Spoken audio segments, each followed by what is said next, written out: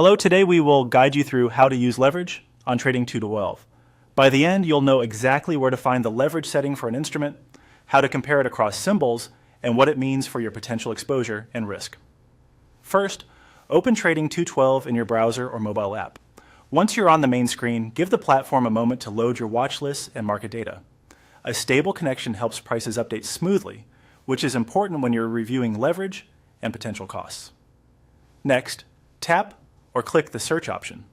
This brings up the instrument finder where you can look for stocks, ETFs, indices, or other available markets. Using the search bar, type the ticker or name you have in mind. This is the quickest way to jump straight to the instrument's dedicated page, where you'll review all the details before placing a trade. Now enter the symbol you want to analyze and select it from the results. On the instrument page, you'll see the live price chart, key statistics, and the trading buttons. Take a second to confirm you've selected the correct listing and market, since different listings of a similar name can have different trading conditions and leverage. Choose whether you plan to buy or sell. Buy is used when you expect the price to rise. Sell is for when you expect it to fall. Selecting one of these will open the trade ticket so you can preview the order. Don't worry, you're not placing anything yet, you're just getting the full breakdown. Open order details to view the specifics of your planned trade.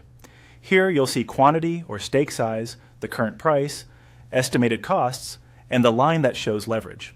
Leverage is typically displayed as a ratio such as 1:5, which means every unit of your own capital controls 5 units of exposure. The margin impact shown here helps you understand how much of your funds the position will tie up. Look for the leverage field in the order details, then return to search to look up another symbol and compare. You may notice different leverage levels across instruments due to factors like volatility and regulatory limits. Comparing a few symbols helps you find the exposure that matches your risk tolerance. Remember, higher leverage can amplify gains but also magnifies losses, so consider sizing more conservatively if you're uncertain. Once you've reviewed leverage and feel comfortable with the exposure, proceed to trade or place the order. Before you confirm, double-check the order details, including leverage, margin impact, and estimated costs. When everything looks right, place the order and you're all set. Thanks for watching, and trade carefully.